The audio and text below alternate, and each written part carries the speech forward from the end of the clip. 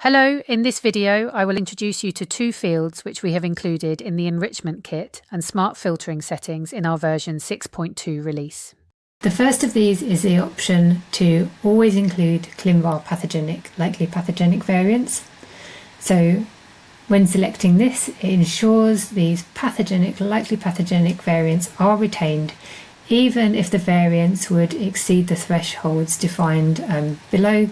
So for example, if a variant was particularly prevalent in the population but had previously been annotated as pathogenic within Clinwar, this variant would now be retained rather than being filtered out by the population frequency.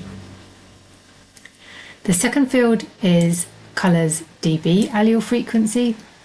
So these figures can now be used to pre-filter long-read sequencing variants, helping to reduce noise in the long-read data sets.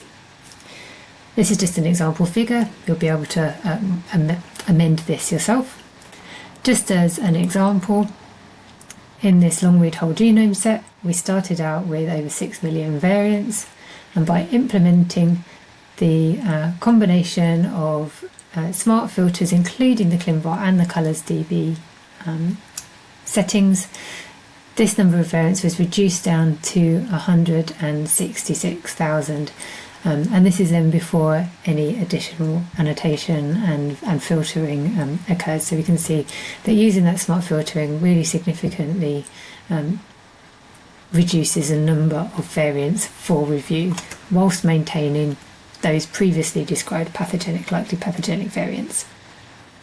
These features were included as a direct result of customer feedback, so please do continue to provide us with your feedback to help the continued evolution of the GenX platform.